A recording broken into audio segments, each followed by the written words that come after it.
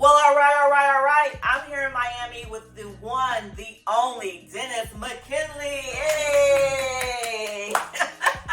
Look, I don't even deserve that intro there because you are the one that's making all the noise. So I feel like we should be giving it good applause. Thank you. Afro Unicorn is boom. Thank you. But Dennis, I mean, I watch your stories, and you are the ultimate hustler. I know we're here with Ross and them, but you are the ultimate hustler. Like, from the cognac, we're gonna talk about Cru, to Allstar Kids, like hair, like hot dogs. I love the hair business, by the way. I love the hair business, by the way. So I know I have these 5 questions that we're gonna go over. Yeah. But if you feel like touching on the other businesses, because, sure. I mean, are you Jamaican? Maybe at some point, Well, I tell you, this brother he got jobs. Yeah, we all flow through there, right? But, he got jobs. I think we one and the same because it's like, whatever you got going on, you got to execute it. All right, that's important. Yep, so let's get to it. Tell us about whatever business you want to talk about. Well, look, we're in Miami. We're at Kidscreen. So I guess we should at least talk about Allstar Kid. And I'll tell you what, this journey has been amazing. Learned a lot. Allstar Kid just came from one idea. My daughter who loves Afro Unicorn, and she's got every Afro Unicorn thing that you came out with, including her luggage that she takes everywhere with her. But, so we've seen your growth and we've been inspired. But Allstar Kid just, was an idea because Pilar, we couldn't get her to listen to any music in the womb. And, her mother can sing. So we say, let's go in the studio, let's make some music for Pilar. That's what we did. And that's how it was born. After we released music, people started looking for content. They started asking for merch and things like that. So we just say, you know what? This is bigger than what we thought. And we took it serious and we created a brand. So allstarkid.com is preschool. It's 2 to 6. It's music based. And, we're growing fast. But, PJ is 4 now, and it's like now she likes to sing, so it's making you get her on the record. Yeah, gotta get her on the record. Yeah. But so you guys have the videos. You're out here looking at content. Yes. Books are gonna be coming out soon. Yep. Merch you have. So just the whole franchise of Allstar Kids. So that's one of his businesses. Maybe we just go through the line. Yeah. Let's just do that. Well, let's go to Nyak Cognac next because our headquarters we import into Miami, and that business is on fire. This man got his own cognac. Like, what? I don't drink dark, but I gotta try. Did you bring any? Of course. Okay. I got a bottle for you. I'm gonna be drinking dark liquor. What are you drinking on? Vodka. Okay, I'm not mad at that, but we, when we started that journey 3 years ago, cognac was all the rage, and just, for the culture, what Hennessy means to the culture. They dominated, black culture in the spirits world for so long. And I wanted something different. I own a bunch of clubs, and that's all we were selling was Hennessy. And I said, it's got to be a better way. So got with a fantastic team, and we created Nyak, and we're growing fast, 1,000% in the last 2 years. And we just keep growing. We're in 18 states right now, and it's really the best cognac on the planet. It's smooth, man. We're going for tour at a different demo because I don't want to drink what my daddy was drinking. My daddy was drinking Martell and Hennessy, so this is for a different culture, different age group, different demo. So I'm gonna be able to get it down. That's been my problem. With Hennessy, I was like, you get up here, I'm like, this is going down smooth. We're in Miami. Shout out to my partner Trina Rockstar. Everybody loves Trina, right? Yep. She's our partner. We just came out with 2 new flavors, which are actually her flavors, cinnamon and peach. So look, if you're in one of our 18 states, go to the liquor store. If you're not, you can always buy it online. Nyak. I have an interesting story. So I actually went to school down here, Florida Memorial College, and You Don't Know Nan was our theme song. Hey, listen. She just had her first festival. She performed that song. It's still a lot of people record. All right, so you mentioned club. Yes. Talk about that. Also on Cru Lounge.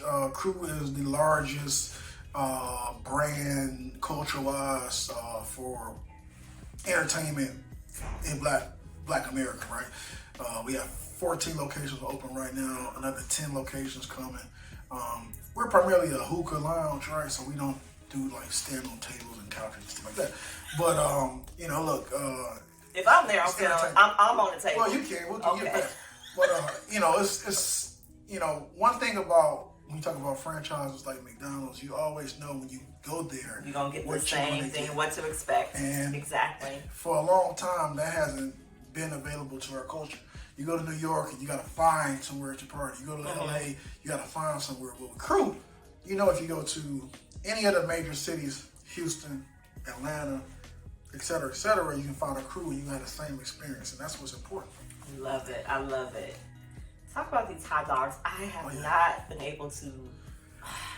Okay, you gotta come to Atlanta. Yeah. We have 12 locations, half of them in Atlanta, but you know, I'm from Detroit, Michigan, and we love hot dogs. That's what we do. We eat conies all day long. I was in Atlanta. I'm like, you know what? I need a coney dog. I couldn't find one, and I ran into this spot called the Original Hot Dog Factory. And I said, you know what? It was only one in Smyrna. I said, you know what? Let me just buy this one because I know there are a lot of people like me who are looking for a great hot dog. And I've traveled all across this country, so we added the Chicago dog, we added Carolina dog, we added I know you're from LA. I'm about to say, the LA street dog? Okay. The LA street dog, you know, we had to, right? So, just the best hot dogs are across the country. We put them under one roof, and the Original Hot Dog Factory was born. You know, got 26 different hot dogs, 26 different regions around the world, and it's just an amazing experience. Every time I see them, I'm like, yeah, no, listen, you gotta experience that, and you gotta get the LA street dog, but you gotta try the Detroit coney too. Okay. Right. Okay, so we did 1, 2, 3. Hair. Yeah. So let me tell you about my hair journey, right? Because people are like, Dennis, you in the hair business? Yes, I'm in the hair business. You know, I don't know what year this is. About 10 years ago, I started a brand called Queen Virgin Remy. And the short story is, I was dating a young lady, and she was like, I was in LA at the time. Like, yeah, I want to go. Like, I need to buy some hair. I'm like, okay, let's go. It was like $700, and it was a line out the door. I said, hold on, this cannot be real life. What's going on here? Did my research, jumped into the hair business, and 5 years after that, we had 16 locations. We sold to Rebecca, which was the largest hair company in the world, out of China. And they were smart. After they sold it to me, they said, listen, you can't be in the hair business for another 5 years. That's what they always do. And they gave me enough money, I signed it. I said, okay. And now I'm back in the hair business. I joined the ownership group of Hype Hair Magazine, which is a legacy brand. Very classic. Shout out to our CEO, Leah Diaz. She's in LA. Okay, we have to connect. Yeah, she's amazing. You should definitely connect with her. And we're taking Hype Hair to another level. You know, we're adding hair to the business. She just signed a mega licensing deal with Burlington Coat Factory. Wow. And Walmart. So we're gonna be in 600 of those this year. So yeah, you're gonna see Hype Hair and on everything, right? Because as far as like black news, black culture, when it comes to hair, Hype Hair has always been a source. Right. You know, so you're gonna see them on hair brushes and caps and everything else hair related, you know, for the culture. So very excited about Hype Hair. That's a legacy brand, so it's always exciting. I promise you this will be the longest answer for question number 1, because don't nobody have as many businesses as this man. So we finally got through question number 1. Question number 2 is kind of, we already talked about it a little bit, but like, when did you start? So you've already, you said 10 years ago on the hair. Yep. Okay, so hot dogs. Hot dog is, that's a 7-year journey. 7-year journey. I bought that in 2015. Cognac was 2. That's 3 years old. We started in 2020. Okay. Cru, that's turning 13 this year. Wow. I bought that back in 2013. Wow. Okay. You know, Allstar Kid is brand new. I would just like to call it 4 years old because that's when we started with PJ in the belly. So let's call it 4 years old. Right. PJ in the belly. Yep. And we just started with that. I mean, that's been a real journey. I mean, wow. So like, I can just imagine like you used to like, you probably sold everything when you was in school, huh? yeah, you know, I was You like, was probably selling autographs, baseball cards, whatever you could. I tell you what's amazing though, I had an opportunity to start in the McDonald's system when I was very, very young.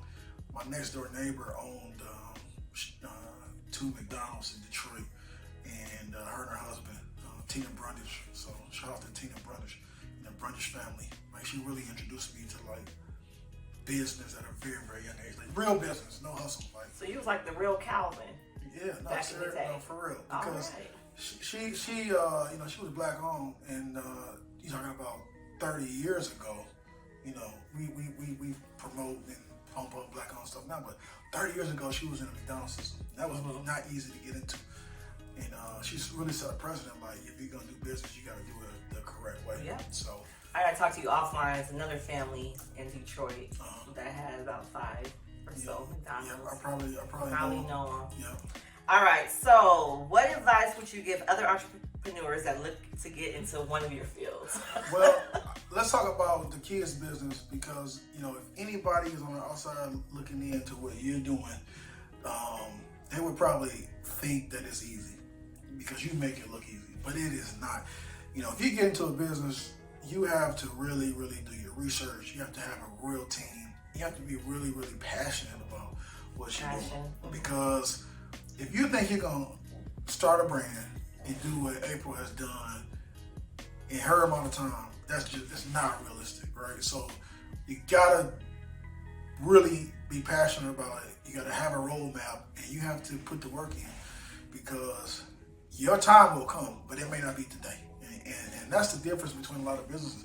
A lot of people go into business and fail, and it's not because they're not making money. It's just because they quit. They don't want to do the work. They don't want to do They're work. not consistent. I always say, like, I think what separates me from other people is that I'm consistent. Whether the audience shows up or not, I'm gonna always show up. Still there, still doing the work, and that's very important. A lot of people quit because they may look at what you're doing, or somebody else say, "Oh man, you know, she's doing more than me." But it's like, are you doing the work? Are you consistent? Is your message on point?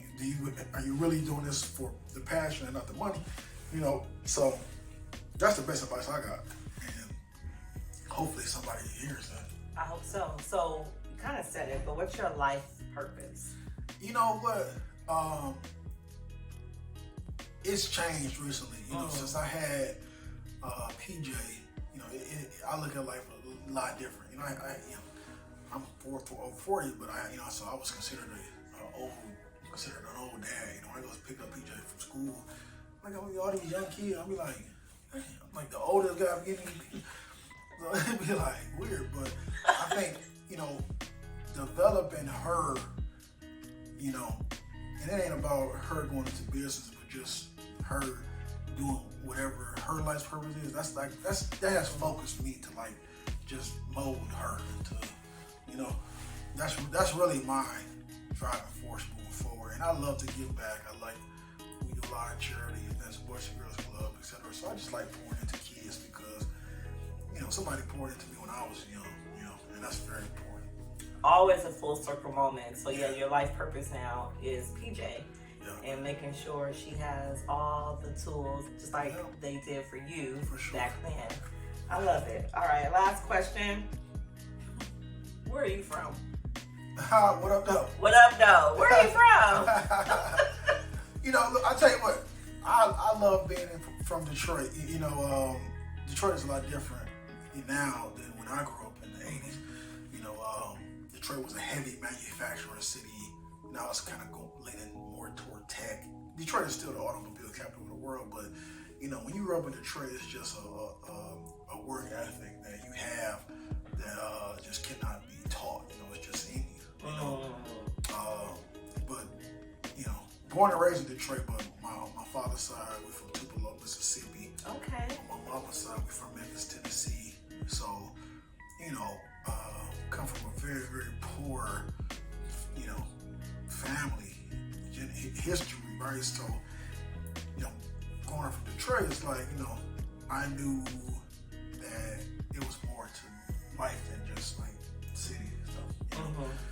So, but yeah, I mean, shout out to Detroit. You know, when you go to Detroit, everybody know, like, you know, you gotta be from Detroit. You know, we got Cartiers, we wear big coats. You know, right? You know, so. And they're like nice things, real nice things, nice cars, nice everything. You know, that's that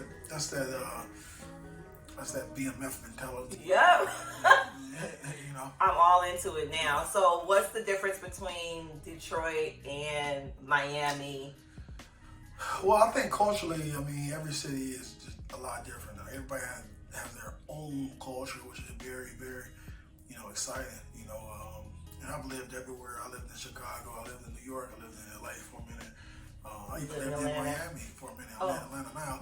But everybody has their own culture, and, you know, and culture is not something that happens overnight. You know, it's 100 years of like doing certain things a certain way and passing it on to your kids.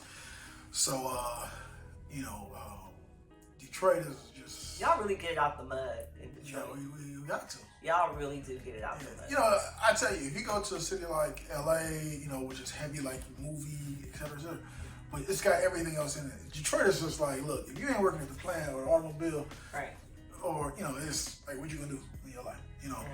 And that has made a lot of people like say, look, I gotta get more out of it, because it's not a Chicago or New York where you have opportunities to do a lot of different things. What I see is when people come out of Detroit and they go to other areas, y'all really bloom. Y'all really prosper. And we're a little aggressive, you know. I love it, though. I absolutely love it. I love it. Well, thank you, Dennis. No, thank you, man. Congratulations to all you doing, Afro Unicorn. You're a big inspiration. You are the star of this show. So many people, you know, ain't too many black folk out here. No. I'll just tell you. So we meet people, they're like, you know Afro Unicorn? Yeah, that's my homegirl, you know? So it's very important. You're doing amazing work. Thank and you. It's a lot of pressure when you are out front and you are the first in many cases. It's a lot of pressure, but you guys are doing great. And we're rooting for you. Thank you. And I'm looking forward to seeing this animation. Yep, it's coming soon. Oh, and the golden book, right? The little golden book, LGB. We're ready for that. We collect Classic. those. Yeah, we collect those. So. Give Coming me in an September. autograph copy. All right. Dennis gonna be selling them, just so y'all know. I'm a He already told me I gotta give him 10. Put 30% on it, you know what I'm saying? But if anyone can get them sold, I know he can get them sold for me. No, So, that's amazing, for real. That's amazing. thank you, Dennis. All right. All right, y'all. Till next time. Bye.